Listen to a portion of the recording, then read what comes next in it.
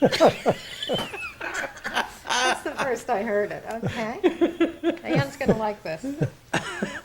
You could yawn too. Yeah. Okay. I guarantee you before it's over, you'll be yawning. Yeah. Okay, we're rolling? Yeah, we're ready. Okay.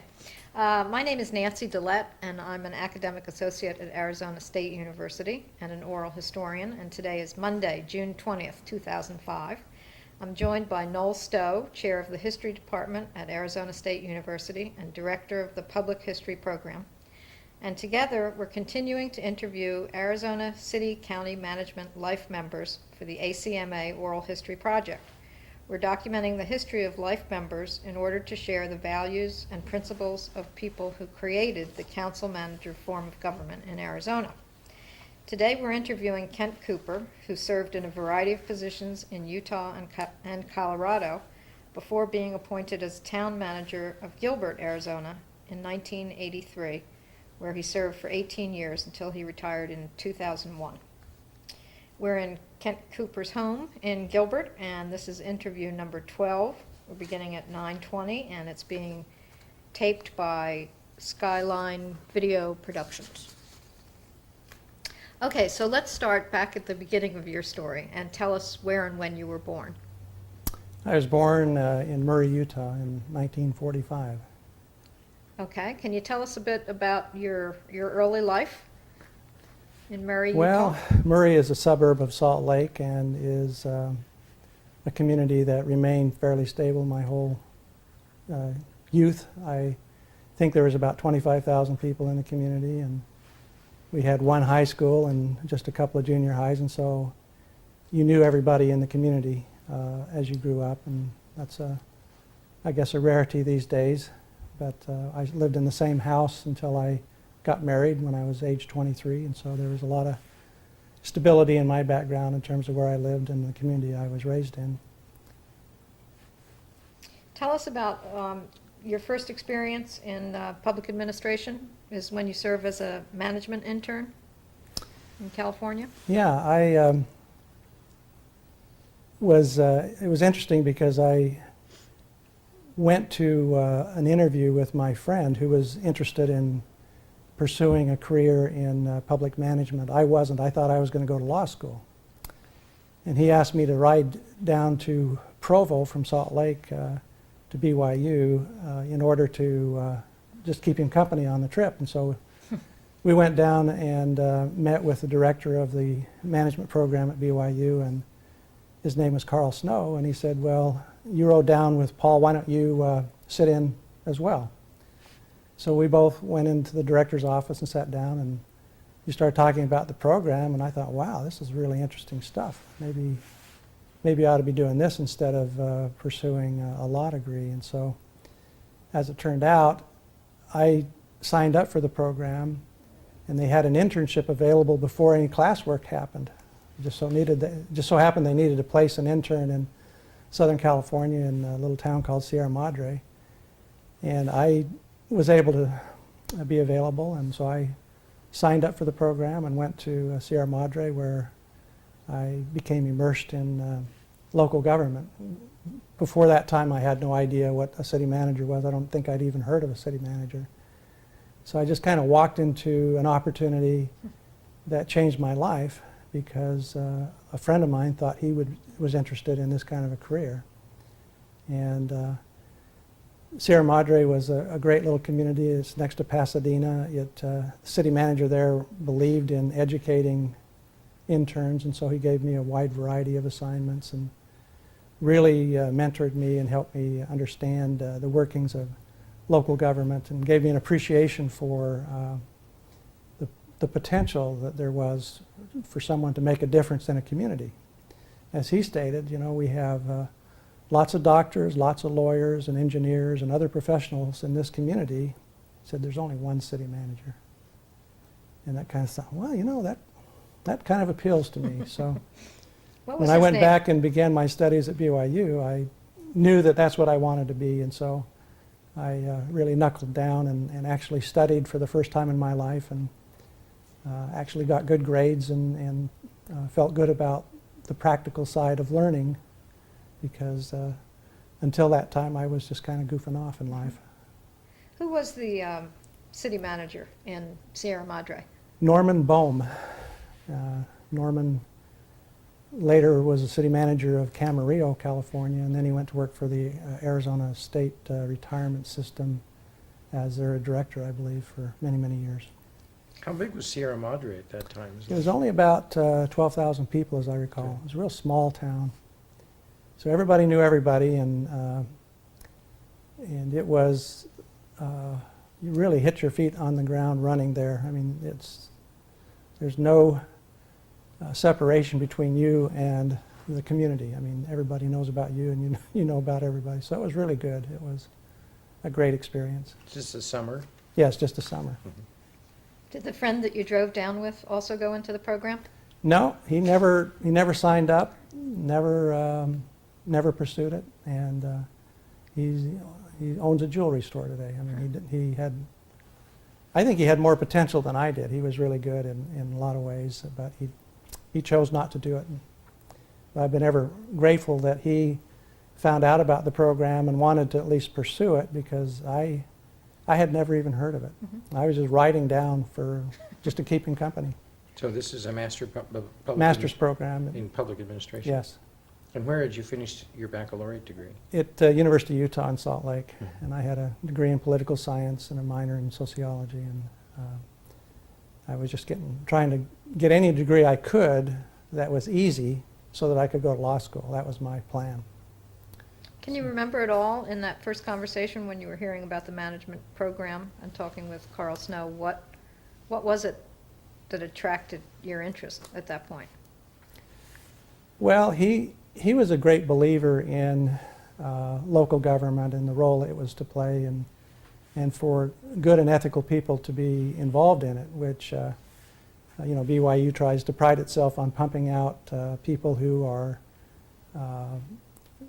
grounded in ethics and believe in integrity as a way of life, and he just felt like there was a need in government for lots of people like that. And so he was quite the salesman, and he just talked about how fulfilling it would be to work in a community, and that they had a great faculty and lots of people who were very successful in this realm. There were 200 guys in the program when I enrolled, and they were pumping out a lot of hospital administrators, and a lot of city managers were and then a few state and federal workers as well. But that was his sales pitch was all about service, making a difference in other people's lives, and the nature of public service being a high and holy calling, if you will, Mm-hmm. which actually I believed, and I still believe. When was this that we're talking about? 1972. No, actually 1970. I graduated in 72. So 1970 is when I had this conversation. And when you say there were did you say 200 Yes. people? They were all males?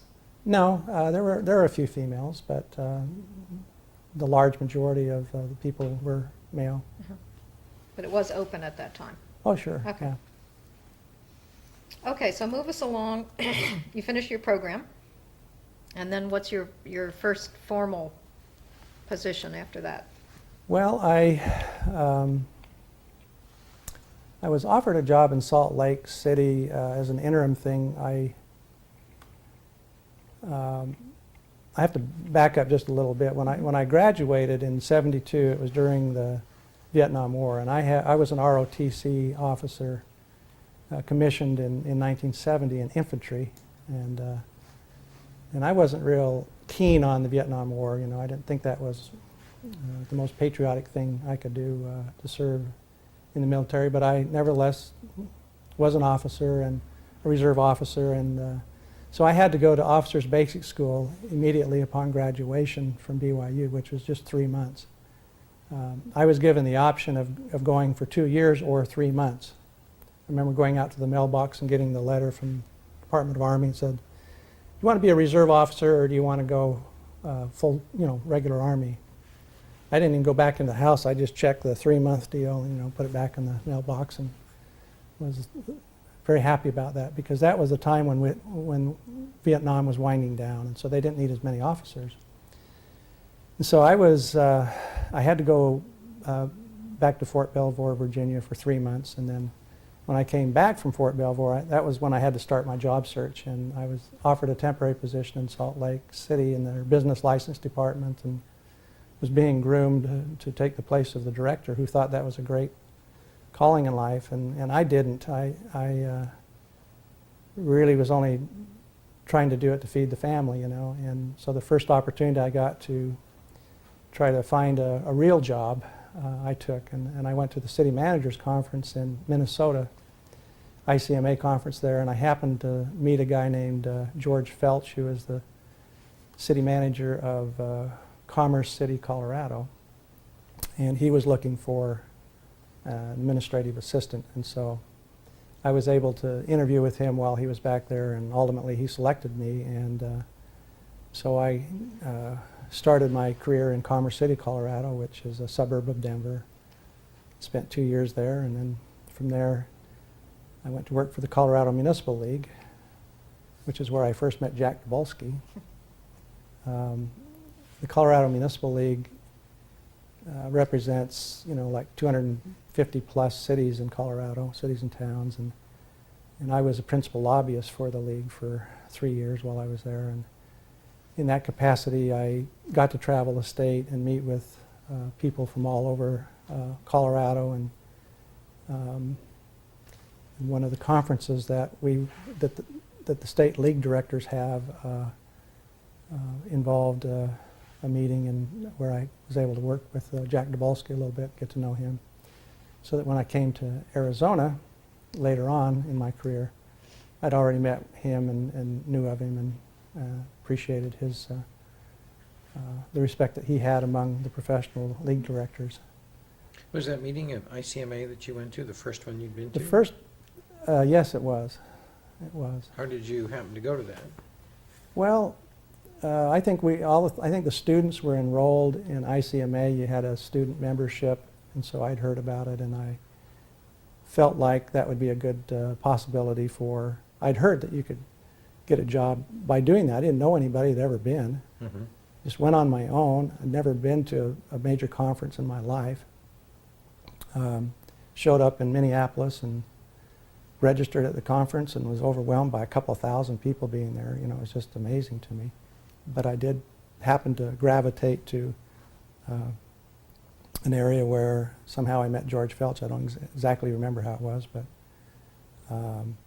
they posted opportunities on a job board there at that time, and I think I just called him in his room and said, "Hey, I'm here and I'm available." Mm-hmm. By then I was married and had one son, so I was very interested in trying to find gainful employment, and I didn't want to stay in Salt Lake, so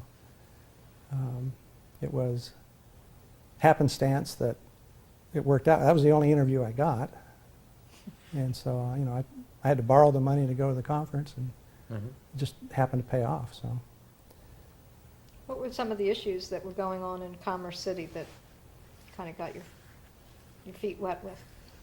well, Commerce City was a real difficult town in a lot of ways. It was a blue-collar town. It's got oil refineries in it, and some people call it the armpit of Denver. It's not known as the aesthetic leader. It's not Greenwood Village or Arvada or Lakewood or one of the nice communities there. It's an industrial town, and so the people who served on council were mostly drawn from the trades, and so they didn't have a lot of management background and expertise. So there was a lot of friction between the mayor and council and the manager, because the manager knew best, and he was a headstrong guy anyway. So that was a real good introduction into local politics and the conflicts that can occur between a manager and the council. I was given broad responsibilities. I developed the first centralized personnel system they had. I wrote all of the personnel rules and regulations, and in effect plagiarized them out of ICMA model codes and, cherry-picked good provisions from other cities. And then, but we were getting into trouble. The police chief would hire his own people, and the streets public works guy would hire his own people. They weren't following any rules, and they didn't have any training in the process of treating applicants fairly. It was a very archaic system, and so we tried to create some regulations and rules around that. So the first Was thing there I- resistance to creating that? Oh yeah, that there new was a lot of system? resistance, and the department heads didn't like the manager very well. In fact, at one point in the time that I was there, when the manager was out of town, department heads had our regular weekly meeting, and they said, "We want to get George fired, and we want you to be the manager. Will you join with us?" And I said, "No, I can't do that. I work for George, and that would be unethical. And if you guys even mention that as a possibility of the council, I will leave. I'll resign rather than be involved in any kind of situation like this." And so, for a young guy fresh out of school, that's a lot of temptation, to be groomed for a situation like that. And I think the response I gave was the right one, and I've never regretted it. He did get fired within just a few months of when I left. So, he wasn't liked by the department heads or the council. And one of his problems is he would do the budget at home for the whole city. He would just go home for 3 days and come back and say, here's your budget for next year. There's no public input. There's no staff input. There's no council input. It was, here's the budget. I've done the numbers, and this is what we can afford, and this is what it is. A very top-down kind of a manager. And that helped me too, because he was in many ways a role model of what I did not want to become. And he had some good points, a lot of good points, and he was very loyal to me, and I owe him a lot. But ultimately, his style was just something that I didn't support personally at all. So Had he come through any kind of a training program like you had, or was he coming through as an engineer, or how did he become a city manager? I think, well, first of all, he was in the military for a while, and I think that's where a lot of his attitudes came from, was from the military. I don't remember his background per se, but he worked for a lot of small communities, and he had a track record of being fired in many of those communities. A lot in Nebraska and the Midwest, Iowa. And didn't have a long tenure in any community. Mm-hmm. You mentioned his attitudes. Can you talk about the kind of attitudes he had that bothered you in terms of his style? Well, the biggest one was he wasn't open to a dialogue with people. It was he was the manager, and he knew the right way to go, and he didn't need input from others. And if you volunteered it and he liked it, it was fine. But if he didn't like it, then he would just, no, we're not going to do that. So he was just an old-fashioned, top-down kind of a guy, and he was fairly, at that time, probably in his 50s, which I thought was old at the time, and now I think is a young man. But he was very much entrenched in his way of doing things, and he thought he knew what was right. And he was very dogmatic about everything that he did. And so I learned from that, and I said, that's not me. I'm not going to do that. And you had the opportunity to serve as acting city manager in Greeley? No, I was assistant city manager in Greeley. Okay. I spent 6 years after I left the municipal league. I went to Greeley, and I spent 6 years as the assistant manager, and really enjoyed it up there. It was a great community, and the only reason I left is I wanted to become a city manager. I had a lot of pent-up desires to become a city manager, and so I spent 6 years there and was recruited by a headhunter firm to come to Gilbert, and so that the 6 years I spent there was with one manager, and he remained until a couple of years after I left. He was terminated because the assistant that he chose to replace me wasn't as good of keeping him out of trouble as I was. He was a good guy, but he had a way of getting in trouble. if the assistant didn't take care of him, he was going to sooner or later get into trouble. And the new guy didn't understand that. So Before that, you'd been in the municipal league. What kind of issues did you work on there that helped you in the long term here as you moved out of that lobbying role back into city government? well, I'd say the municipal league experience was, it was good from the perspective that you worked with numerous city officials from all over the state. We had a district system in Colorado where there were 13 districts, and each district was a different geographic area, and we would meet with all of the districts at least twice a year. We'd go to these meetings and spend time with elected officials mostly, and the managers would come as well. And with especially like a water issue in Colorado, where you have the western slope cities that really don't like the way the Denver area cities try to take water and transport it from the western slope, which they do. There's natural friction over water, but that was really the major issue where there was friction. Most of the other issues, there was a lot of harmony. And so the thing that I learned from working at the league was the perspectives of different sized communities in different geographic areas. That was really beneficial to me. There isn't just one way of doing things or one way of seeing things. I'd say at the actual representing cities before the legislature, the thing that I worked on a lot was reforming their pension system in Colorado. It was in a horrible condition, as the police and fire pension was. It would have created some bankruptcies in some of the communities if we hadn't done some reform. And so I was the designated fall guy on that, and for a few years I went down there and got beat up and hammered by the unions as I tried to take away from their perspective, take away the things that they had earned and fought for many years. And even had my life threatened by some of those groups indirectly because of what I was proposing to do. But ultimately, we did find a way of changing the pension system so that it only applied to new hires after a certain date, and we left the old pension in effect for the people who had counted on it being available to them.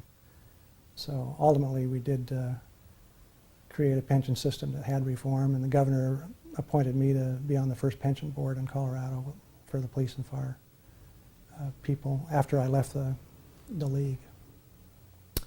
I worked on employee relations. As I mentioned, we had collective bargaining in Colorado that required a whole different perspective there than Arizona.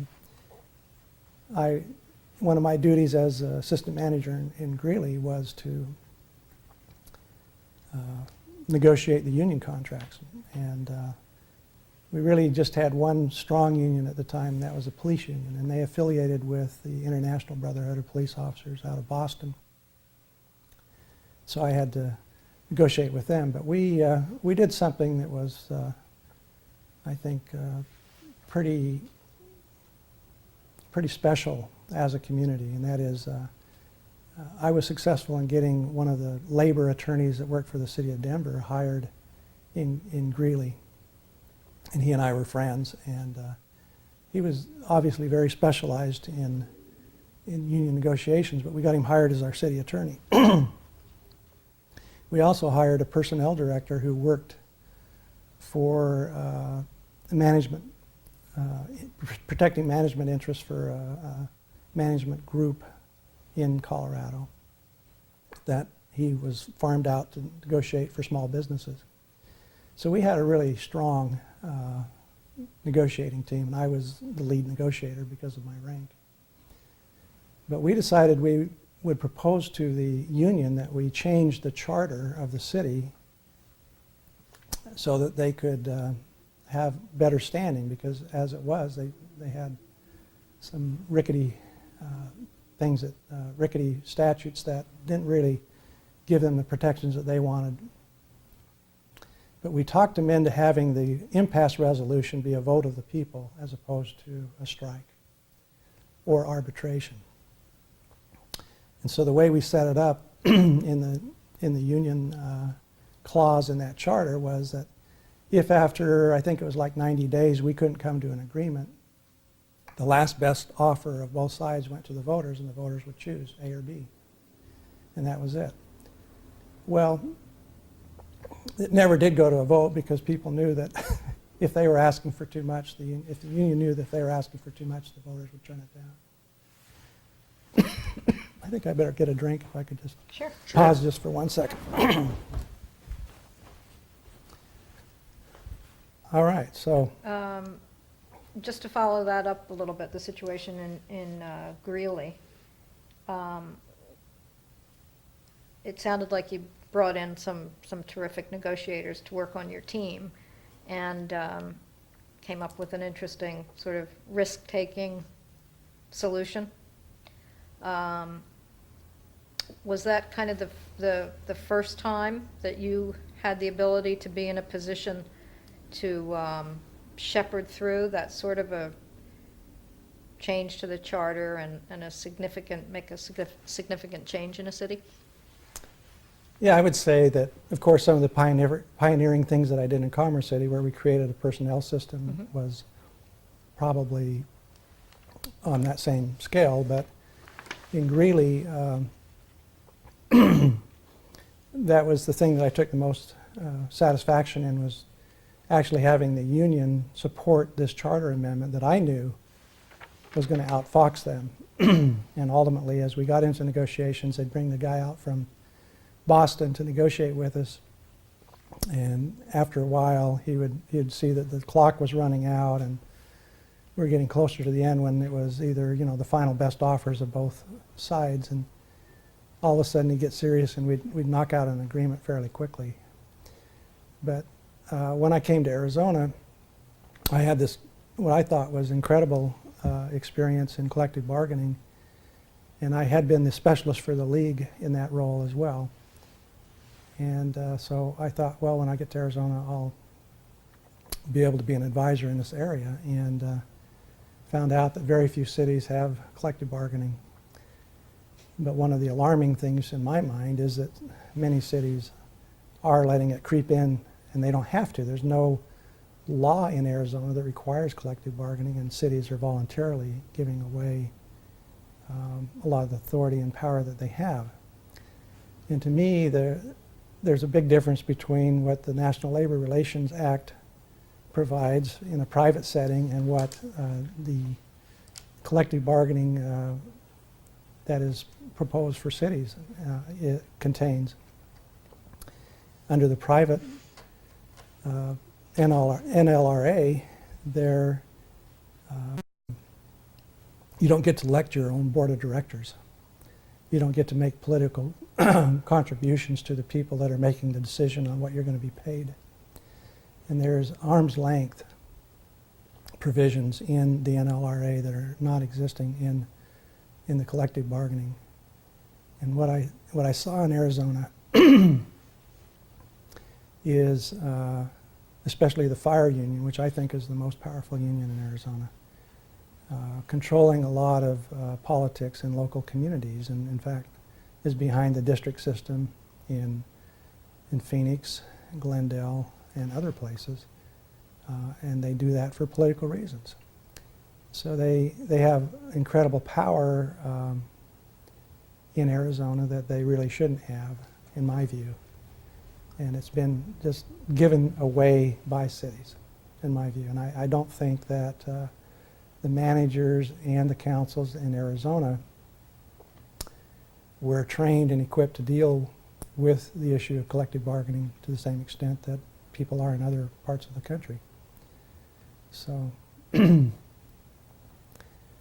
I didn't get to use my collective bargaining expertise, but I will say that, that Gilbert has remained free from having to negotiate with people. You can do informal meet and confer kinds of things that I think are valuable. I think there's lots of ways to get input from employees and to find out what they really want. And I think management has responsibility to do that, but I don't support traditional formal collective bargaining because there aren't the same protections for public employees or public employers as there is under the NLRA. Before we get you into your Arizona experience, you served for 6 years in Greeley as assistant city manager, and then was it time for you to look to become a city manager somewhere, or how did that next move come about? What made you think after these 6 years that it was time to move on? Well, I was pretty happy there, and I could have stayed longer, but I started getting recruitment letters from headhunter firms, planting a seed in my mind that, you know, there's a big world out there and maybe I ought to be giving some thought to it. I love Colorado, and my goal would have been to wait for the right city to have an opening in Colorado and just continue my work there because, like I said, I was extremely well known in the state because of my service in the Municipal League. I was also an officer in the City Managers Association in Colorado and really liked the people up there and felt at home. And your family life at that point? Well, it was just, I had a wife and 4 kids, and we didn't have any other family living in Colorado, but we just liked it there, you know. So my goal would have been to stay in Colorado, but I did get a headhunter letter from, I think it was Ralph Anderson and Associates representing the town of Gilbert, which is a place I'd never heard of. And the letter just said, well, why don't you, this is, the community's looking for a city manager, why don't you apply? It's got a lot of great potential to it. It's a small town today, but it's got great potential. So I figured, what the heck, I'll throw in a resume, and I was invited to come down for an interview. I think it was in March of 1983. And I thought, well, it's a free trip. They're paying for it. I ought to go down and at least look at it. I didn't have much of intention to really come to a small town. And so I got into town the day before the interview and rented a car, and I drove all over Gilbert. And I kept looking for things like a sewer plant or a major city park or anything that defined the community other than the beat up old downtown. I couldn't find anything. So I thought about just getting on an airplane, going back and saying, you folks crazy, why would anybody want to manage a one-horse town, you know? But I didn't. I thought, well, they paid my trip, I should at least go to the interview. So I went into the interview, and I had a chip on my shoulder when I walked in, and I just said, in effect, after a while, why would you people think that someone like me would want to manage a community like this? There's nothing here. And they said, and it was a good answer, it isn't for what we are today, but what we can become tomorrow, that we're looking for someone that has some talent and expertise. We want somebody that's coming from a larger community with the experience that comes from working with hundreds of employees and big budgets, because that's where we're going to be in a few years. And I looked around and said, why would anybody move into this place? You know, this is just a farming community. And they said, well, we have some preliminary discussions with some major developers, and we think there's going to be a lot of growth here. But you don't have to take our word for it. You can talk to them. So I was pretty skeptical, but I went back to Colorado and I said, well, all right, I'll consider it. If it's really going to grow as rapidly as they say it is, it might be something that'd be kind of fun. So they brought me down again for another interview, and I got to meet a number of the builders and developers in the area and talk to them and said, are these people crazy? Why would anybody want to move here? And they said, well, the Superstition Freeway was just extended out to Gilbert, and we're expecting to see a lot of growth from that, and it's going to happen. Oh, okay, if you say so. So ultimately, I decided I would take a chance, because where else can you go and build a community from scratch? And that's what I viewed it as. I viewed Gilbert as a blank palette, you know, or a blank canvas where I could be instrumental in choosing the path it would follow and helping define its future. And so that was what was attractive about the community. It was, and then being my own boss. You be an assistant for so many years, and after a while, at least for me, when I wanted to be the manager. So it was time to move on, even though the community was not where I thought I would end up. I had to take a little bit of a pay cut to come, and I had to swallow my pride a little bit, going from a city of 65,000 to a city of 5,000 or 6,000. But I liked the council. They were really nice people, and they were genuine, and seemed very focused on doing things right. They had some top-notch talent on the council, people, major management personnel from Motorola, for example, and a dentist, and other people that really had a good vision for what the community could be. Talk with us a bit about more about how you experienced it when you first came, what you saw, how you characterized Gilbert, and then a bit about the vision that you could see when you first came that made you think, okay, I'm going to take a chance on this and go with this vision. Well, the first thing that was scary to me when I came here was there was no place to move into, per se. It was, there were a few custom lots. When I mean custom lots, they were like small houses that people just build on acre lots. There weren't any active subdivisions at the time. It was acre lots basically throughout the community, and that's what the community liked. So it was very rural in context. And when the day that we pulled into town, when I went back to Colorado and got the family and loaded them into our van and we drove into town, we were driving down Gilbert Road and looked over at the Dairy Queen, and there were two kids on horses going through the drive-through at Dairy Queen. And my kids looked at me and said, "Dad, do we have to learn how to ride a horse?" Because they just, thought that I'd lost my mind, that come down here, because Greeley is a really nice urban type community with a university and incredible amenities, and it was really a nice community. How did you convince your wife that this was going to be a good move for you and for the family? Well, she almost didn't come, to truth be known. She was opposed to it in many ways, and had just gotten a job that she liked. She was teaching at the community college up there, and so it just about caused a divorce at that time, but ultimately she was willing to come down. There was a lot of friction over that. But I felt like it was the right thing for the family, and I felt like the opportunity to build a community was awesome, and I just love a challenge, and I thought, I like the people here, and I felt like if they'll support me, I can do anything. And I felt like the weather here was something that was very attractive to me. I hate the snow. I'm not a snow guy, so when I came down for an interview in March, and it was in the 90s, and palm trees and stuff like that, I'm saying, wow, I can't believe it. I just left a blizzard in Colorado. So I was all excited about the weather, and I hadn't been through a summer here, so I didn't know any better. And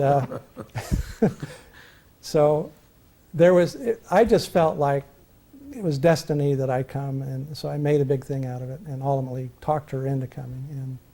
But it was real close that she did not come. Mm-hmm. It was that critical. So take us through when you first arrive. Kind of describe what city government is like at that time. Are there city offices? Well, they had they had a little city hall in downtown Gilbert. It was next to the railroad tracks, and I'm guessing it was about 2,000 square feet.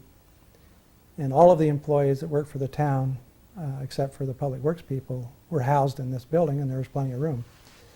So there were 65 total employees for Gilbert. And like I said, several of them worked for the Parks Department and the Public Works Department. So all of us fit into this little town hall that they had just remodeled, and they were real proud of how they just remodeled it and turned it into a nice little office building. And so we had a real small group of people. I had 650 employees in Greeley, and the budget in Greeley was 10 times larger than what it was in Gilbert. So everything was tenfold. And so I decided that the first thing I needed to do was not come down and act like I knew everything. And so I evaluated each of the department heads and told them that, you know, you guys know what's best for this community, and I'm just here to help facilitate things and support you. And so I started from a perspective of trying to learn a lot before I influence things, and tried to use the entire team to build whatever case we wanted to make for change. And so I think that worked to my advantage, and we certainly involved the mayor and council in a lot of those discussions. So there was a willingness as a small community to say, what do we need to do to get ready for the impending growth that we're going to have? And just as I arrived, we immediately began discussions with what at that time was a 600-acre development. Val Vista Lakes later became an 800-acre development. And the people involved in that project were pioneers in Gilbert. They were a real good development company known as Circle G Ranches. And they had specialized in large lots, but they wanted to do a master plan community. And so this was patterned after the lakes in Tempe, and it was just turned out to be a first-class community. And once the development community heard that there was going to be a Val Vista Lakes in Gilbert, it just opened their minds to, well, maybe there's more opportunity in Gilbert than we were led to believe. And so they started bringing other builders and developers in. Charlie Keating came into the community and did the Islands, which was kind of we thought a copycat of Val Vista Lakes, but it turned out to be a different market that they were trying to appeal to. And Continental Homes was at that time controlled by Charlie Keating. And so they, the early developers kind of created an upscale vision for the community in terms of what they were willing to invest. Because building lakes communities is not cheap. It's not the cheap way to go about creating housing values. Where I were think the people going to come from who would move into Val Vista Lakes and the islands? Who were you going to attract to live in Gilbert at that time? Well, that was for them to worry about. As it turned out, historically looking back, virtually everybody that moved into Gilbert in the early years already lived someplace in the East Valley. And they just heard about the schools that we had in Gilbert and about these upscale developments that were going in where housing values were affordable. And so what we saw was you had to almost, Gilbert was like a secret that you had to discover. And so a lot of the people that moved into the community were from Mesa or Tempe or Chandler or places like that. And it wasn't until we were much more mature as a community that we started attracting direct locates from California or New York or other places where people would find out about us through research on the internet or some other mechanism. But in the early years, it was all just locals that found out about us. Can you give us a sense of when this is occurring? You came here in '83, so is this underway by '85, '87, '90? Well, what we needed, since there was absolutely no infrastructure here, when I got here, there was no sewer plant that could accommodate growth. There's no water treatment facilities or anything. We had to solve the utility problems jointly with these developers before we could create these large master plan communities. So between '83 and '86, when the sewer plant came online, that was my major role, was solving the utility problems. And we didn't have the taxing ability to do it with public funds, so we had to privatize our sewer treatment plant. Our total assessed valuation in Gilbert was $18 million. And you can tax. You can sell bonds for up to 20% of your assessed valuation. So we could have built a $3.6 million wastewater treatment plant, which was totally impractical. You can't You can't treat anything for that amount. The first plant we built cost $17 million. So we had to work out arrangements with the private developers and with our bond underwriters and others to create a privatized plan that was one of just 2 or 3 that were done nationwide. And until the law changed in like 87 or 88, we were kind of the model for what people could do through a privatization program. But the law changed, the federal law changed, and took away the ability to do these tax-exempt financing. But anyway, we found a mechanism to make it happen, and so by '86, we were Val Vista Lakes was under construction and selling homes at the same time the sewer plant was coming online. '86, '87, and quite frankly, the islands caught up to where Val Vista Lakes was because they had so much money and inertia behind them that both of these large master plan communities were kind of like a bookend master plan communities were pumping out houses and putting Gilbert on the map. Let me ask you a question about that. Both of these companies, the developers were partnering with the city to create the sewer plant and build the utility infrastructure. Why did they find it attractive to do so in Gilbert if they wouldn't need to do that in a nearby community like Chandler or somewhere else? Well, What made it attractive to them?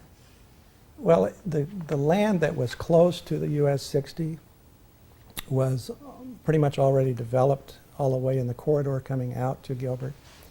So for new, affordable, raw land, especially the land was affordable because there wasn't utilities. These guys were able to get some good buys on the raw land that they bought that allowed them to build in the costs, the extraordinary costs of extending sewer lines.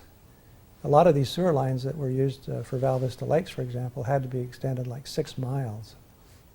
And for the islands, probably 3 or 4 miles. And they had to put in these massively oversized lines because we wouldn't let them just build a line for themselves. They had to build a line for the future. So they had to finance all that and get paid back over time. And we found 6 developers who were willing to guarantee this $17 million sewer project. And they actually had to put the money on deposit, the $17 million on deposit with the company that underwrote the bonds, which was Bankers Trust out of New York. So the Bankers Trust had no risk in it. If we didn't sell enough sewer taps to pay for the bonds to be, this payment schedule for the bonds to be retired, then Bankers Trust had the right to just take money out of an account and make the payment. Of course, as it turned out, we started selling so many houses that it was not difficult to make the payments. And the money that was in trust was never drawn upon. So that worked out. There's a lot more to that story. That, Did anybody else use that kind of model in the valley? no, not to my knowledge. Chandler had a variation on a privatized plan, their Ocotillo plant, and we ended up choosing the same firm that they used to build the plant. But we created our situation to function under the IRS code, and Chandler really didn't take full advantage of the code. And so it wasn't until a congressman named Rostenkowski in Chicago did away with the tax advantages for utilities. He was after the electric utility, trying to protect that industry, that he inadvertently screwed up the opportunity for sewer plants to be built in this fashion. So there was only a real short window, but it was a lot of innovation required to do that, and I could show you the flow chart on how this all had to fit together and meet all of the laws, both the state laws and the federal laws. And there's some question about whether we really met the state laws, but we decided never to not ask the Attorney General for an opinion because we were afraid that it would be the wrong answer. So, but we needed that sewer plant, and there really wasn't any taxpayer money at risk. So we did it, and it worked, and I'm happy with it. Where did some of the expertise come from to develop this sophisticated financing system? I mean, Well, part had of it. you had some of it in Greeley? Because you didn't talk about that part of your experience. Or was building infrastructure a new thing for you when you came here as city manager? Well, I had certainly a familiarity with the bond market and municipal finance. It wasn't my forte. More collective bargaining and personnel kinds of things were my strongest background. But necessity is the mother of invention, and we had to have a sewer plant, and I had to tough it out, and I had to learn. I had to find solutions that would work, and so we put together our bond underwriting team and attorneys from bond counsel, teams that were willing to try it. Some of the bond counsel attorneys were not willing to do it because they have to opine that what they do is legal. Mm-hmm. And so we had to shop around to find people that believed in the concept. And so it was leading edge. It was right out on the very edge of what was legally permissible, and in fact some people would argue that it wasn't. But we didn't have any other mechanism for doing it, so we just pushed it. It took about a year and a half of weekly meetings. Every week I met on this for months and months and months to come up with the ability to sell bonds under a private ownership scenario and have them be tax exempt, and have the connection fees be the mechanism by which the debt was retired. And these builder developers actually owned the rights to the collection fees, the fees that were collected, the sewer tap fees. And then it was envisioned that we'd reach a point where the plant was paid off and then it would be fully depreciated and Parsons Corporation would just sell it to us for $1. That was the original plan. It didn't work out that way, but close to it. Mm-hmm. How close? I think we ended up having to pay them a couple of $1 million, $2 or $3 million. Might even been $5 million, something like that, because they hadn't fully depreciated it, and they didn't have their costs out of the plant when we wanted to acquire it. We had to acquire it to expand it. The first phase of the plant was only 5.5 MGD, and we needed an 11 MGD plant. And so we had to take them out, if you will, as a means of having ownership of the plant so that we could sell bonds and expand it. We couldn't expand a plant that we didn't own and use municipal bonds. And so we had to prematurely take them out of the deal. And so I think it cost us about $5 or $6 million, but we ultimately, it's too complicated to go into, but ultimately it didn't cost us anything because we used other people's money to do it. And that's one area where, on the advice of counsel, I probably shouldn't talk too much. I'm just saying Was the plant, and when the plant starts to grow, does it serve more than just the city, or does it serve the city? In other words, are you ever in partnership with the surrounding communities? on this plant we aren't, but Gilbert has another plant that's under construction right now that serves the eastern and southern reaches of the city of Mesa and all of the town of Queen Creek. And all of the southern part of Gilbert. It's a regional plant which is jointly owned by those communities and happens to be situated in Gilbert. So I negotiated the agreements for that before I left, and now it's just finally under construction. So what we're seeing is different models to accommodate growth in the East Valley, from very small farming community to larger communities. So we're seeing innovative ideas to make that happen. Well, that's the thing that gave me the greatest satisfaction and why I feel so good about my choice in coming to Gilbert, a small community that was really a farm town, that from casual appearance had no future and didn't require somebody with my training. But it turned out to be every bit of the challenge that I could handle, and it required an entrepreneurial approach to everything we did. The water area was just as difficult nut to crack. But even on the sewer area, in Gilbert there's no streams that flow through town. So we had to pioneer a mechanism to get rid of our waste water. And we didn't want to just lose it, just put it in the ground and lose it. So we were the first community in Arizona to get credit for water banking. We helped the state create this whole notion of putting a fluid in the ground and getting credit for it for future withdrawals. So Is that where all the effluent goes? yes, in Gilbert, all of the effluent either goes into the ground for future withdrawal or is used on golf courses or parks.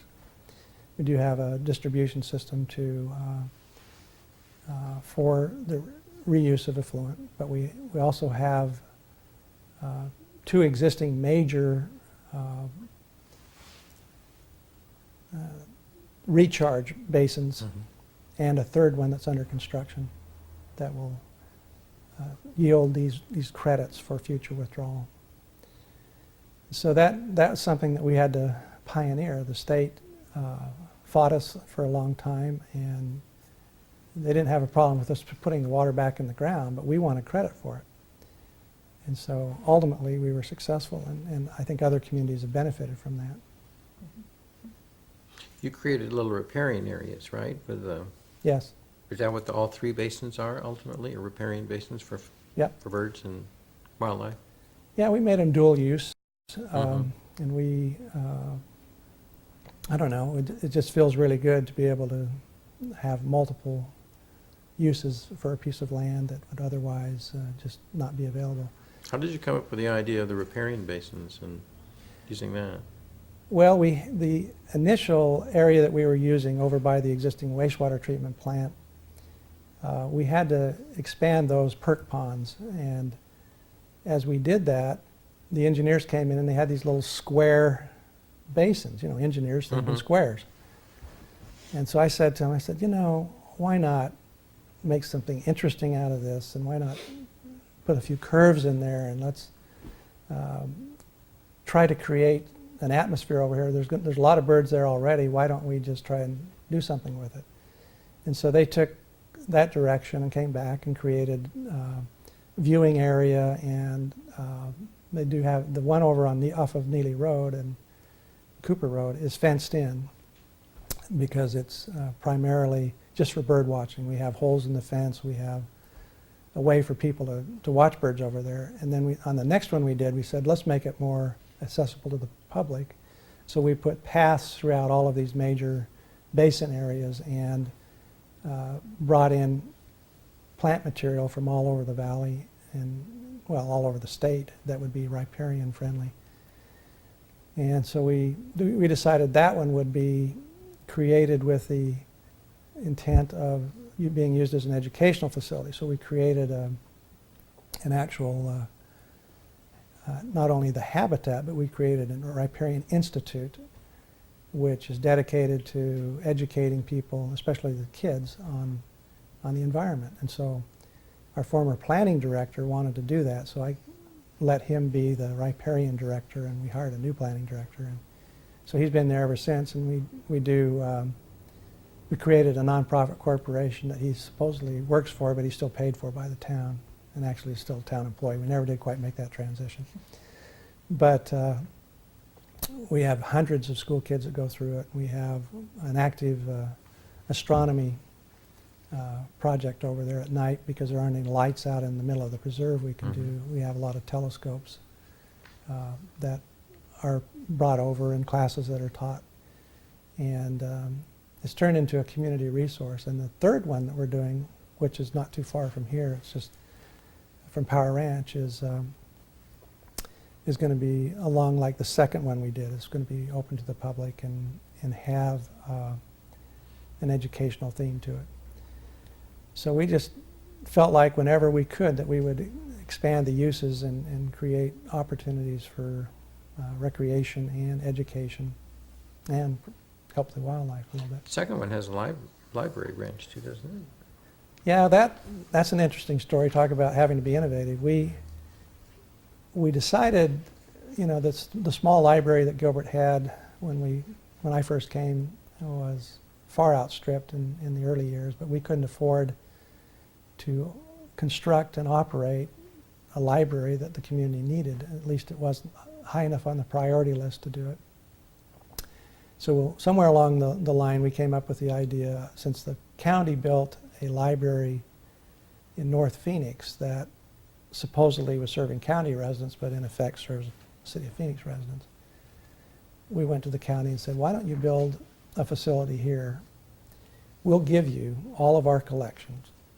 We'll give you all of our staff. We'll build the building for you. We'll maintain it. We'll pay all of the utility bills. We will equip it. We'll not only give you our collection, but we'll add a couple 100,000 books to it if you'll just operate it.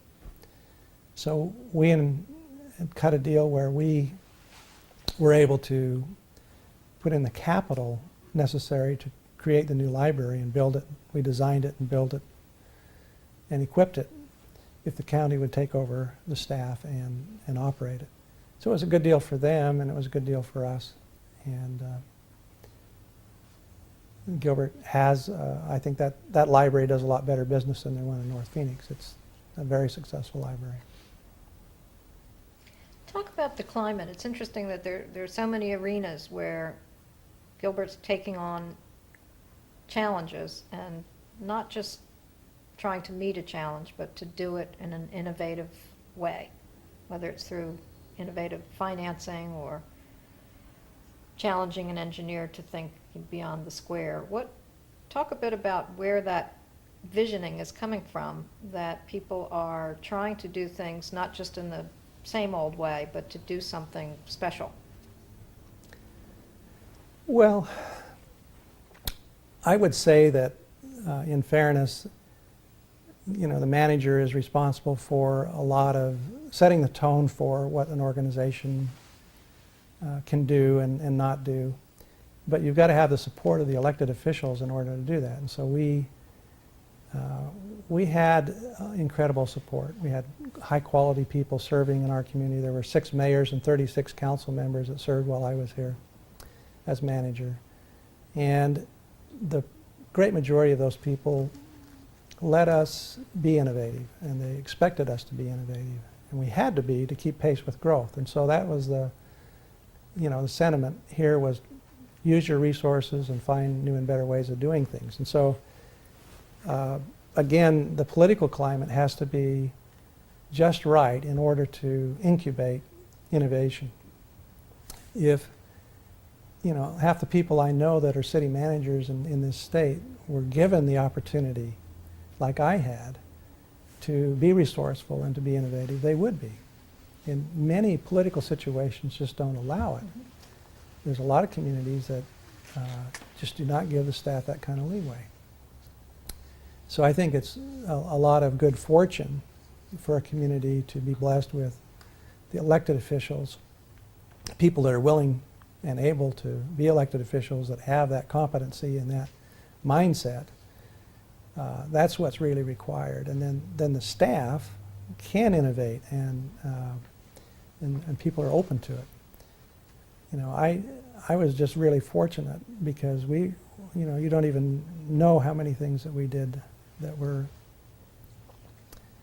different from what other communities can do. I mean, early on, for example, here's a story that didn't work out, but in the early 80s, or in the mid to late 80s, Palo Verde Unit Number 2 was destined to come online, and there was a lot of concern in the state about what that would do to the electric rates. APS at that time had been raising their rates substantially. Well, only 4 square miles in Gilbert is served by APS. The rest is SRP. SRP is a publicly owned utility. SRP is privately owned. And there was a great concern that the electric rates in this 4 square mile area of central Gilbert would just get out of hands. And it just so happened that 7 out of 7 of our elected officials lived in that 4 square miles. And so Gilbert decided we ought to find a way of getting that 4 square miles absorbed into SRP. And so that was the initial goal we had. SRP said, no, we're not going to start a battle with APS. And so we thought, okay, well, if we take over APS, eventually we can operate a utility for a while, and then be assimilated by SRP. It might be a two-step process, but we'll get there. And SRP behind the scenes said, yeah, that might work. So we embarked on condemning APS territory.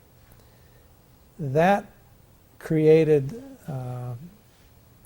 a crisis within APS because virtually, well, a number of communities have these little pockets of APS territory. And APS didn't want Gilbert to be successful because other cities would follow suit.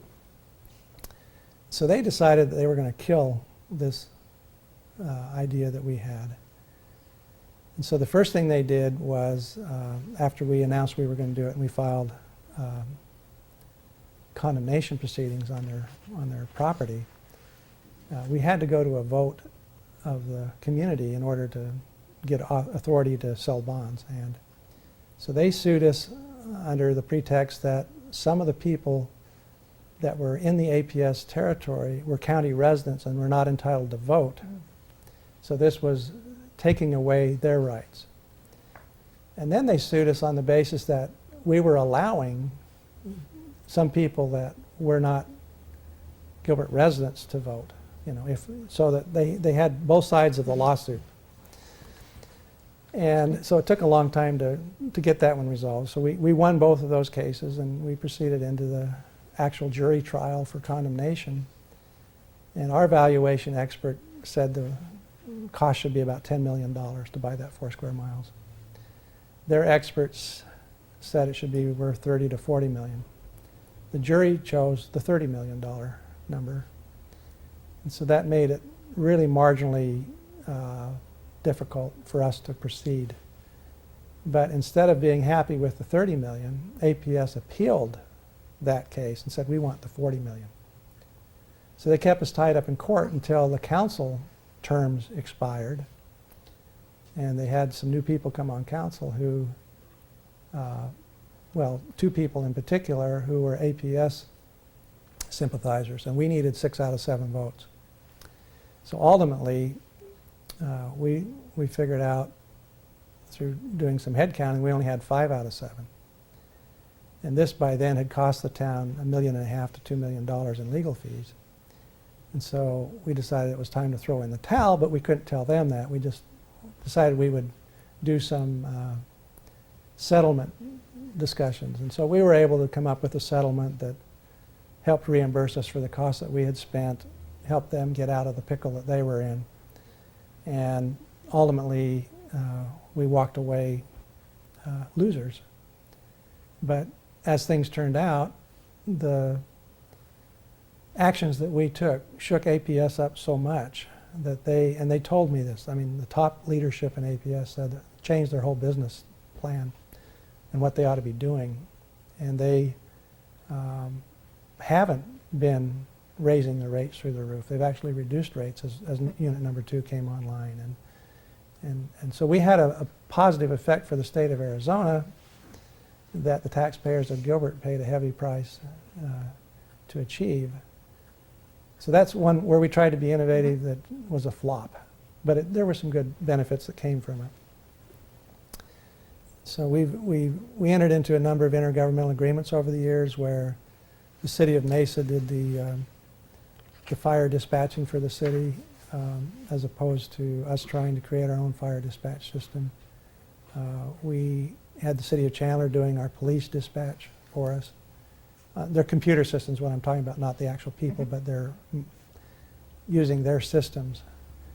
And in fact, we have automatic aid agreements with Mesa where the computer just sends the closest unit. It doesn't matter whether it's a Gilbert truck or a Mesa truck, whatever unit is closest gets dispatched regardless of what the city limit line is. So, you know, there's things like that we did. We were involved in the Gateway Airport Authority creation when Williams Gateway Airport converted from Air Force use to private use. We helped form that district and have been partners with the city of Mesa in that regard. And I mentioned the sewer plant that's a regional plant. So we've had to find ways of being innovative to reduce our overall costs to keep pace with the growth that we've been facing. What'd you do about water, you talked about sewers, but you haven't talked about water treatment plants. Well, for the many of the early years of Gilbert, we just used well water. And with the Groundwater Management Act written the way it is, in the long run, that doesn't work. You eventually reach a point where you have to augment your withdrawals with some new water. So one of the things that we did early on was we participated in an Indian water litigation settlement where we spent like $5 million, which was the largest amount of money we'd ever spent for anything out of taxpayer funds, to buy some water rights from the Indians. And so that gave us an edge on the early acquisition of some water rights. And Is then- this with Gila River? Yes. Let's see, I gotta make sure that's right. I think it was. It's not the current settlement that was just negotiated. This is something that happened 15 years ago. Okay. And I think it was the Gila River, but I can't quite remember for sure.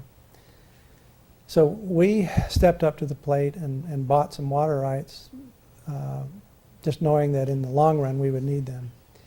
And then as we had enough rooftops in the community and our assessed valuation grew to the point that we could sell bonds to build a water treatment plant, which happened in the early 90s, that's when we moved forward with, it was probably about 95 that we actually built a water treatment plant, the first one for the city. And then that's now gone through an expansion since then.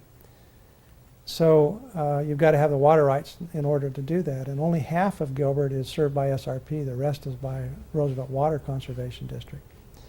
The SRP water rights are a lot more plentiful and easy to convert to domestic use. The RWCD water rights are problematic.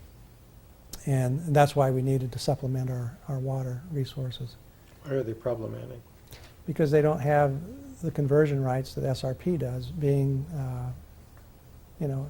in the valley for so long and having a certain amount of surface water in their allocations that can transfer to a city. So we had to spend a lot of money up front for water when we didn't have even a nice park or didn't have a lot of things that we should have had. We did some things like we bid out our trash service. We saw that Phoenix was doing that, and so we decided we would see whether we could save money by doing that, and turned out the city won the bid on that. So Gilbert has had really low refuse collection rates over the years because we run it like a business, and there's always a threat that we'll go out to bid if the staff lets things get out of hand.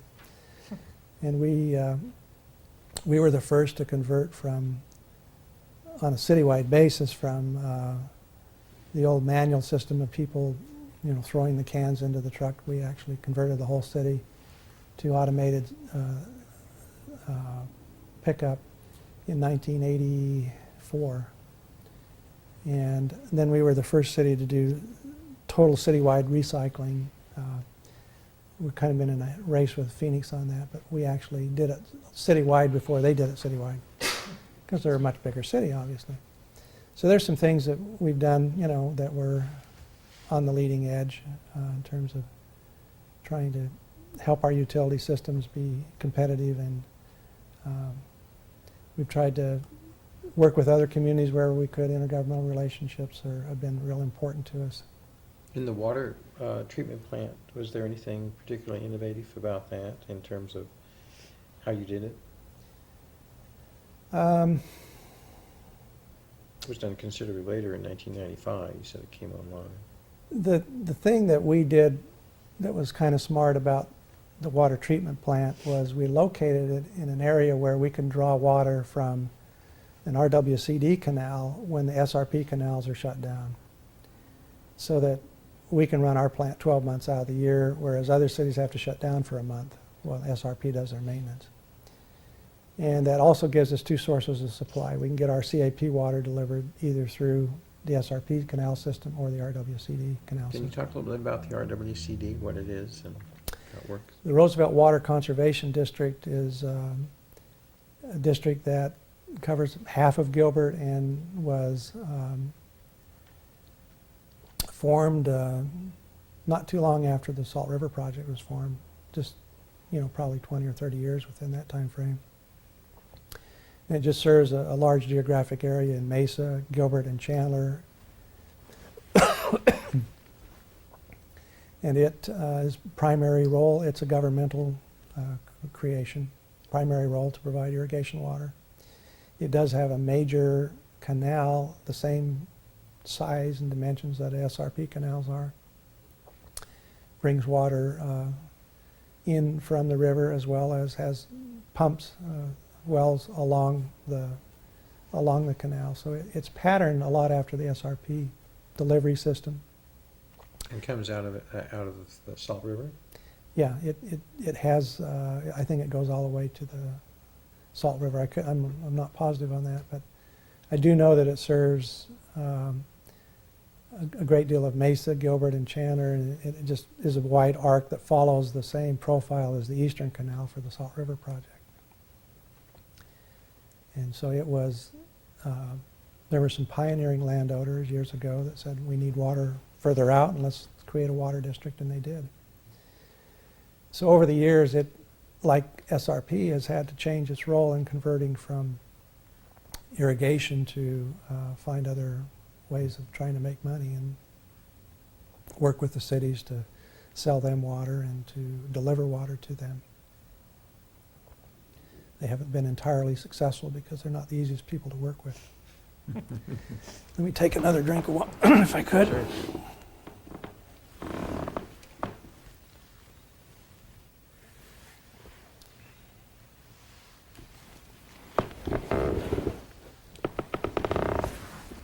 So it sounds like Gilbert, because of the timing of its fantastic rate of growth, is taking advantage of really planning for the future and planning for delivery of services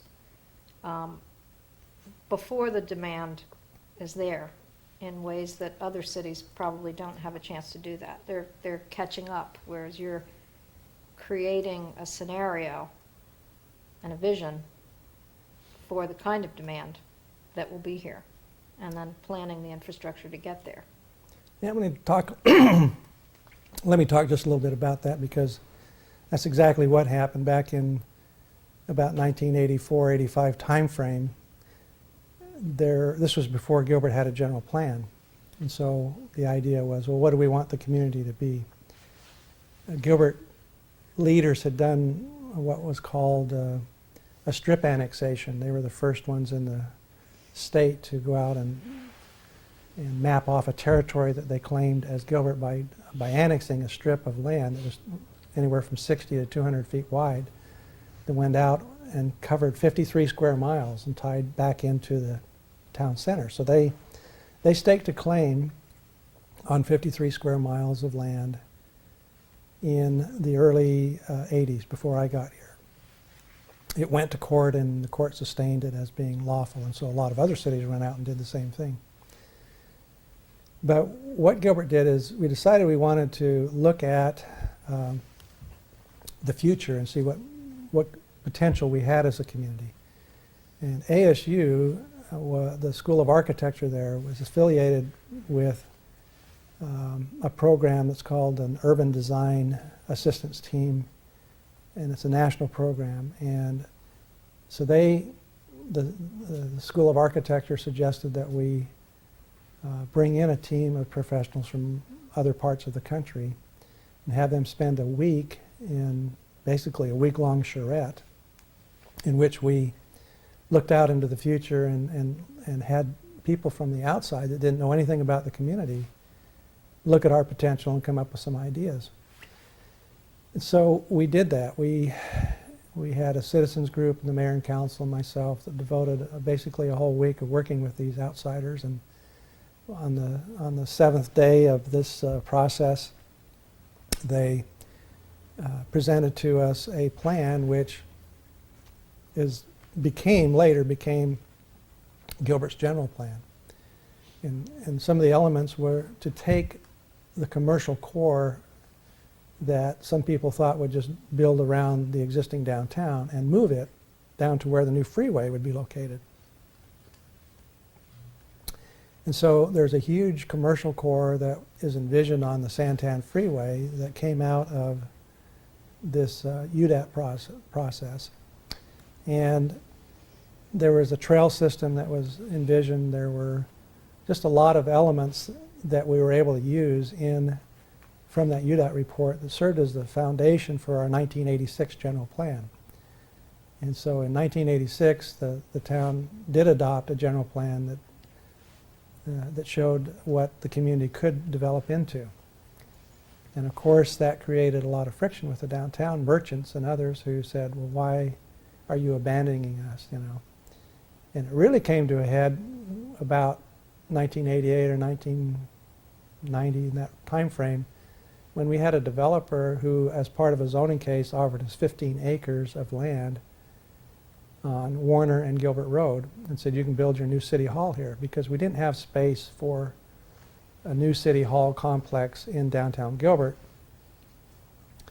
And so we said, yeah, we'd like to do that. Well, the downtown people got so upset we had to go to an advisory vote of the community.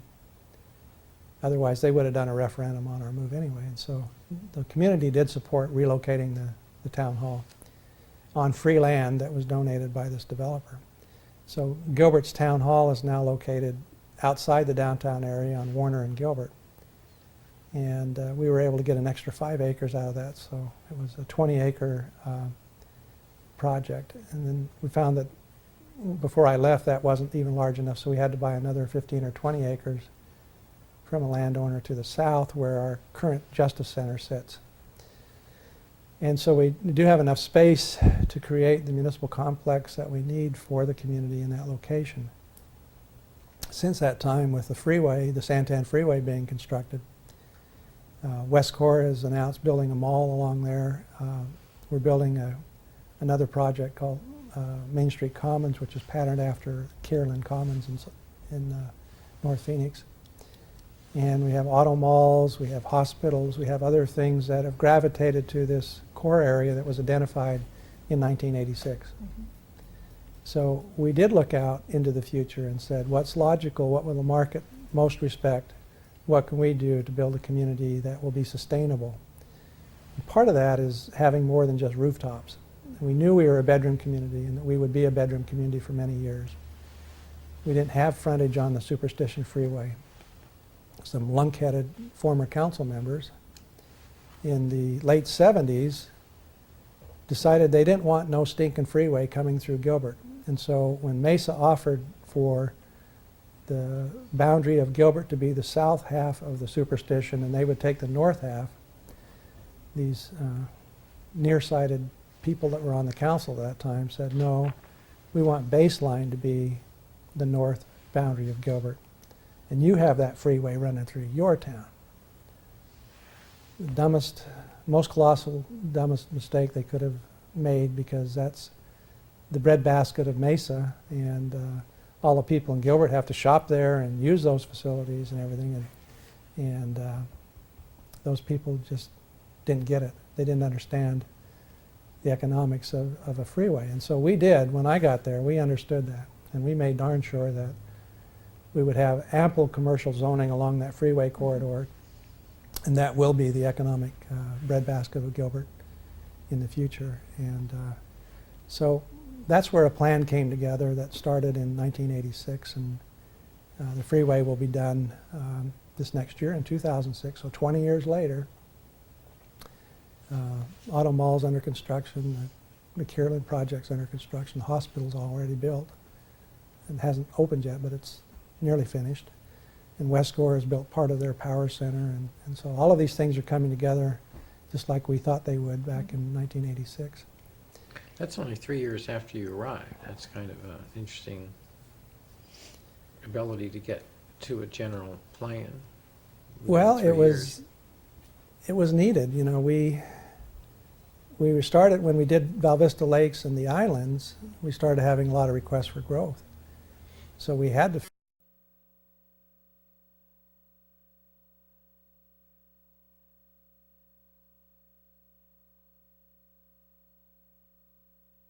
talk with us a little bit about your style as a manager and how you developed that? Because it sounds like before you came, it wasn't like you had terrific exposure to a good management style. A couple of years were spent really learning what you didn't want to do. So how were you able to shape how you were going to manage, and what kind of characteristics did you think were the most important thing for you as a manager? And then I know you were very involved in continuous quality improvement, so talk about that a bit. Well, I think over the years, a person matures in their thinking about management. I think when I started, like I said, I tried to be participative in the style I had with my staff. I think you also reach a point where you have to be very task-oriented. And so the assistant manager and I were the watchdogs for the community, and when the staff needed to be slapped down, we would do it. And quite frankly, we left a lot of bodies laying around to get through crises that we were in. You know, if we had to leave a body, we would leave it. And so we weren't always just sitting around waiting for an opportunity for people to give us input and then sit back and make a decision. I'd say for the most part, we had to make decisions in a rapidly growing environment that were unpopular, and you have to be a decision maker and you have to be a risk taker. I can tell you that some of the decisions that I made, if they hadn't had a happy ending, I would have been fired. In fact, probably every week that I was a manager, I would make a decision that if it didn't turn out right, I would have been fired over it. All the time. And I was just lucky for 18 years times 52 weeks. You know, I mean, it was just lucky that I made the right decisions. As I was saying, as you grow and mature as a manager, if you're a good manager, you're going to learn that there's a lot of people who are a lot smarter than you are and just as capable within your organization. And it's being able to mine that talent and give that talent an opportunity to blossom that really distinguishes managers, in my view. And the really great managers are the ones who are good at developing their staff. And I think I was pretty good at that, because I had 18 people that reported directly to me. Any management book would tell you that's ludicrous. But I also had 18 people who felt empowered, and they knew that as long as they were working within the ethical guidelines that we had, and we had them in writing, and they worked within the guidelines and the mission statement that we developed jointly, that even if they made the wrong decision, they were going to be supported in it. And so I believe in empowering others and then just having them report for accountability reasons what they're doing, and making some mid-course corrections if wisdom dictates. So as I grew more mature and more comfortable with that notion of having people that I trusted in doing their department head duties and so forth, it enabled me to see that the thing that I next needed to concentrate on, was coordinating all of these 18 people so that they weren't at odds with each other all the time. And that's what happens when you have a really decentralized kind of way of doing things. You have the possibility of a lot of department jealousies and rivalries, and especially at budget time. And so towards the end of my tenure as a manager, I fell in love with the TQM movement, the Total Quality Management movement that was, an offshoot of what Deming did in Japan. And I saw the success of, all of these Japanese companies and how they were organized around the principle of quality. And quality is something that I think ought to be pursued, in every action we have. And this whole notion of continuous quality improvement is that you never perfect a system or a procedure or a policy. There's always room for improvement in everything we do. And then you carry that a step further. The way that you reach an improvement is through involving your entire team. And so we did set up a very similar program to what Deming preached about, and we called it CQI, Continuous Quality Improvement, and we set up teams and sponsors and mentors and opened the organization to having everyone play a role, no matter what level they were on. They could volunteer to be on a team, and we did cross-functional teams, and we had vertically integrated teams. We did all kinds of things to involve as many people in the decisions of running our organization as we could. That requires a lot of involvement from the manager, because if you have a team that works on a solution and then their sponsor vetoes it at the end of the process, that doesn't work real well. So you have to make sure that they're successful along the way. So I would go to at least 1 or 2 team meetings and get reports and see how they were doing, and if they needed some help, I would give them help. But I just think the whole notion that management has the answer, like the first guy I worked for believed, is so outmoded and dangerous that it's just something that I shied away from. I just don't believe that. I think the manager's main role, in my view, is more related to integrity and in assessing the political side of things to make sure that people aren't heading in a track that's going to just get everybody in trouble. In taking care of the mayor and council's needs so that they get credit for the things that are going on, that they're allowing you to have this freedom.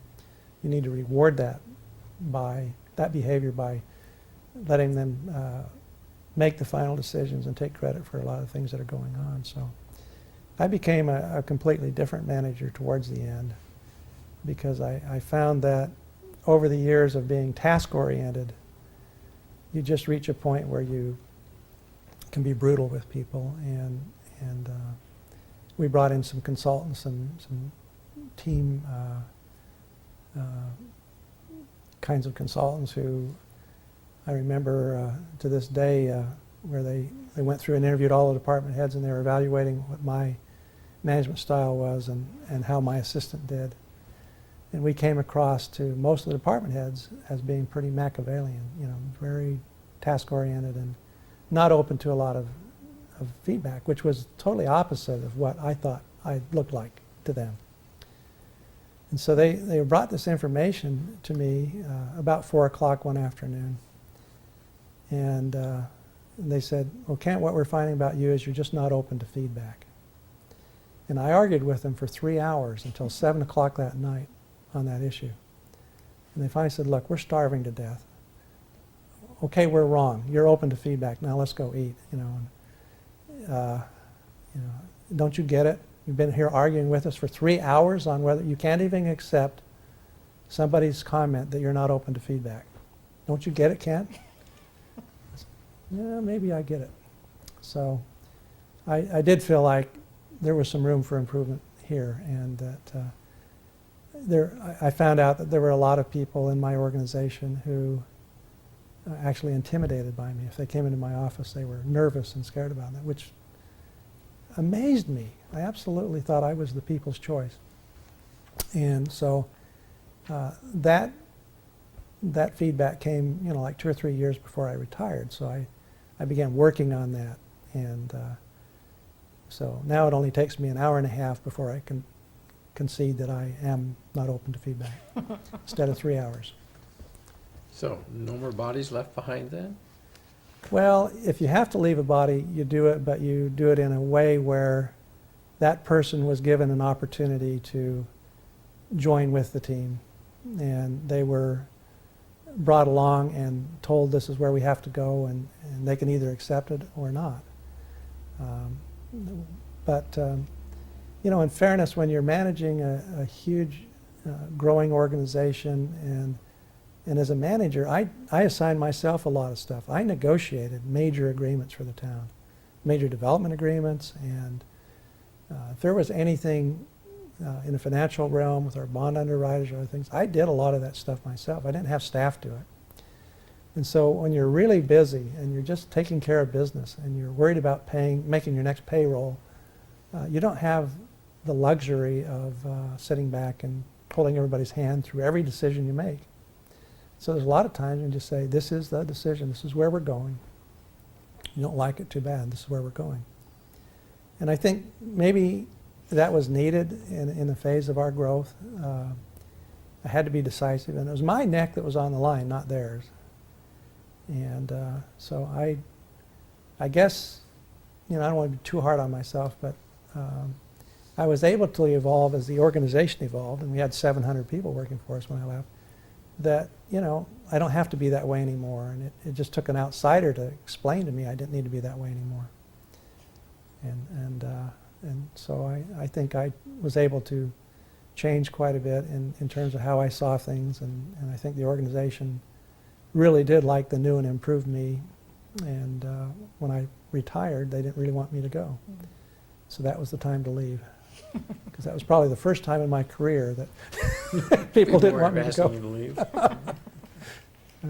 How did you rely on ACMA and the league, or what kind of support did you get from other people in the valley? Because it sounds like to a certain extent you were not the new kid on the block, but you were kind of a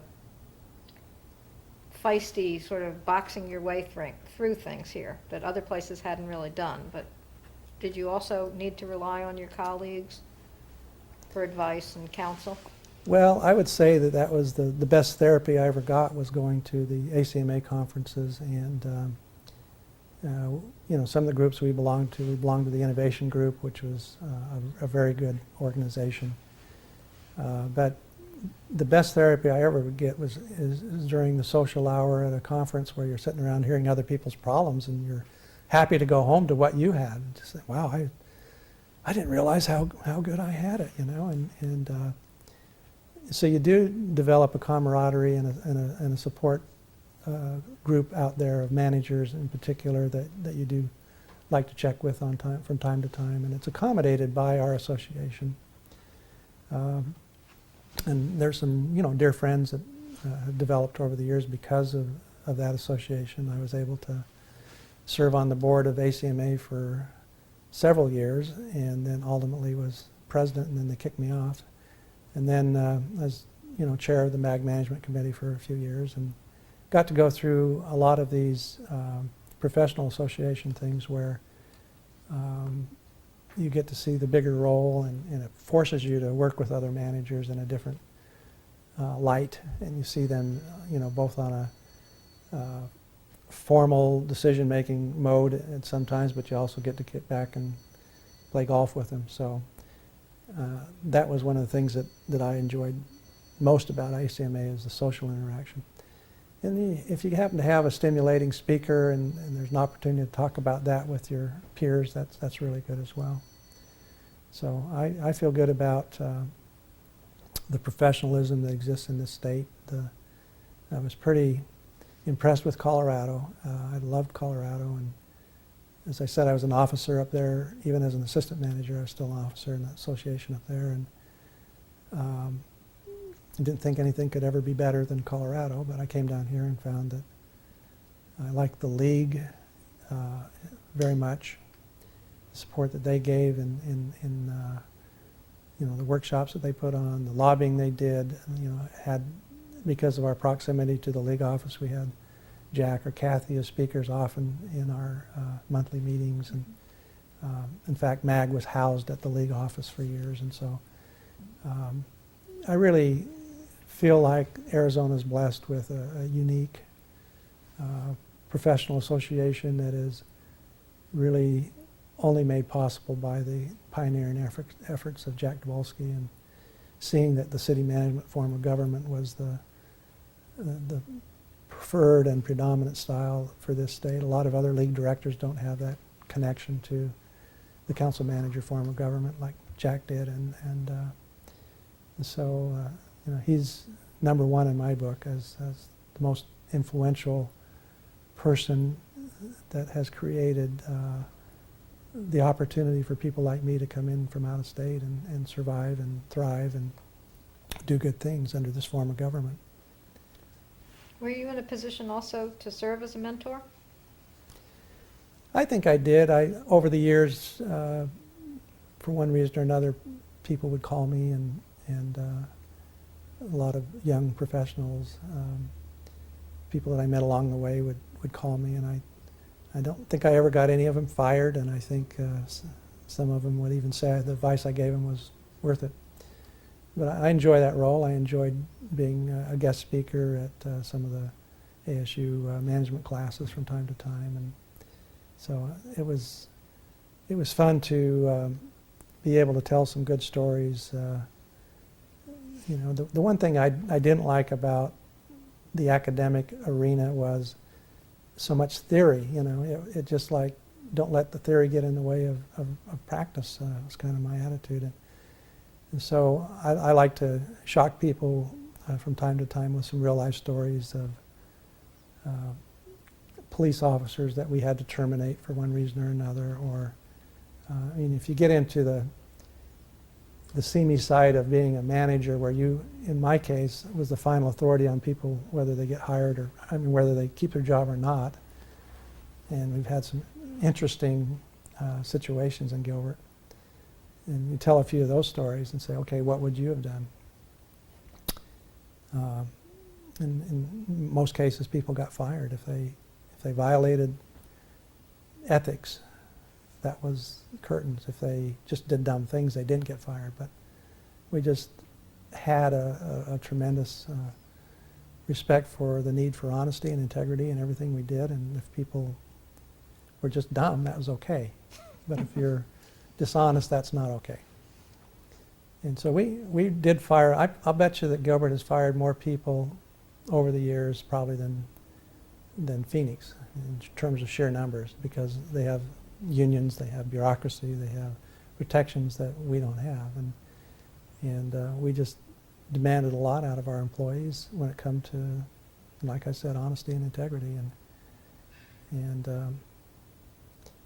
that's the one thing that, you know, as when I was on the ACMA scholarship committee, I used to always ask a question about ethics, and it always saddened me when the kids would answer the wrong way. And the question was, your boss asks you to do a report on a certain topic and come up with a certain answer, and you do the research and you come back and say, boss, the research doesn't support the conclusion that you want me to come to. What do you want me to do? And the boss says, you come to that conclusion. That's why I told you to do this. That's what I want to do. What do you do? And too many of them said, well, I just do what the boss says because he knows more than I do, and you know, he's the boss. And that was it. That was as far as they thought about it. And that disturbed me a little bit.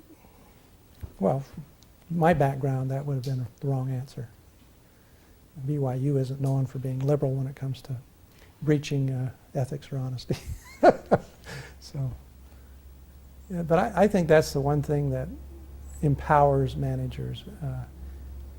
I didn't survive all those years with people running on platforms and getting rid of me because I was smart.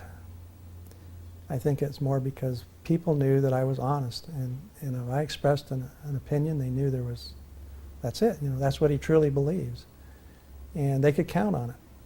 And even if it was an unpopular opinion, it was based in what I truly believed. And why would you get rid of somebody that's at least telling you like it is, you know, at least as they see it? And so, I don't know. I think that's the greatest strength that a manager can have, is his personal integrity and honesty and how he goes about his business. You need some diplomacy mixed in, but I just don't think you're going to get very far if you aren't completely honest. How about in terms of, you had a very strong opinion that you should come to Gilbert from Colorado against the wishes of your wife. Did she come to finally think that Gilbert was a very good place to raise a family? She did, and she still lives here. We're not married any longer, but she She, after we were here about 10 years, she got her doctorate at ASU and wanted to pursue her own career, and she was an English PhD, and so she had to she went to Boise State, was a professor up there for a while, and then couldn't stand it because the kids all stayed with me. They weren't moving up there with her. They all stayed with me, and so she came back and actually lives in Gilbert now, so she must like it. And did your kids learn to ride a horse? To the Dairy Well, Queen? some of them did. One of my sons is now a doctor of veterinary medicine and specializes in horses. There you go. That's all he works on is horses. Another kid was a rodeo rider in high school, and the other two were band geeks, so they didn't go for the horse thing.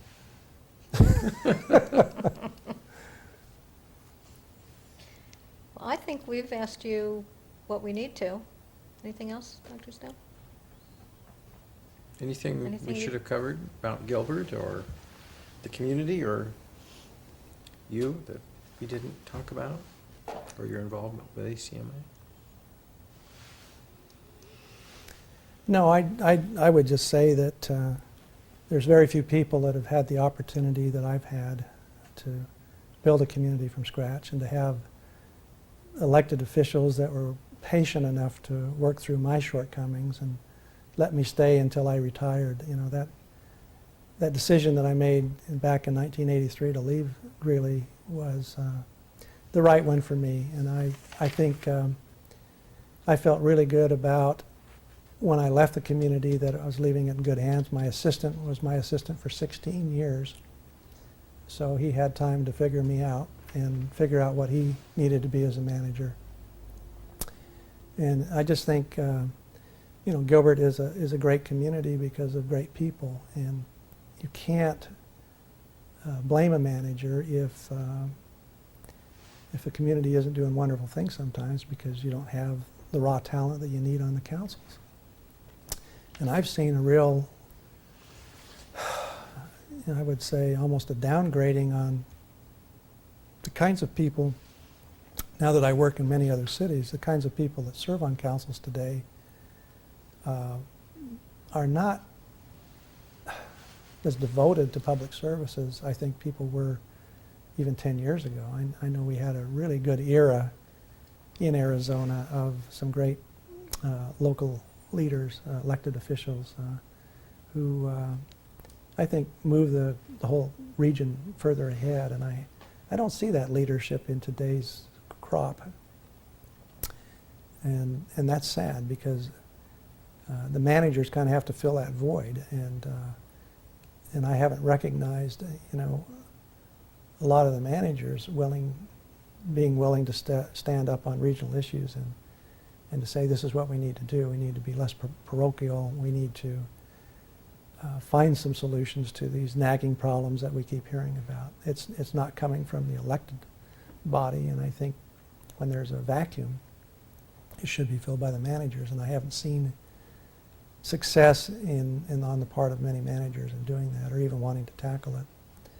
So I think the profession is doing well, and I can't figure out why anybody would want to be a city manager anymore. My kids, I would not recommend that they became city managers. I think it's a very difficult profession, and it's only certain people can do it and do it well, and I don't think they have the composure to do it. They have the intellect, but maybe not the personality or the composure.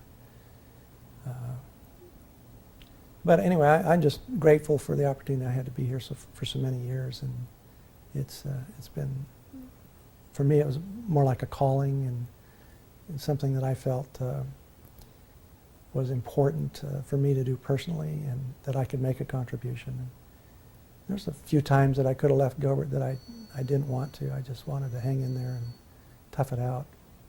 I'm glad I did. I'm glad I was able to retire on my own terms, and so that's it. Okay, Thank you. thank you very much. Thank you. I should have turned that phone off when you said cell phones. I thought being in the other room that would count, but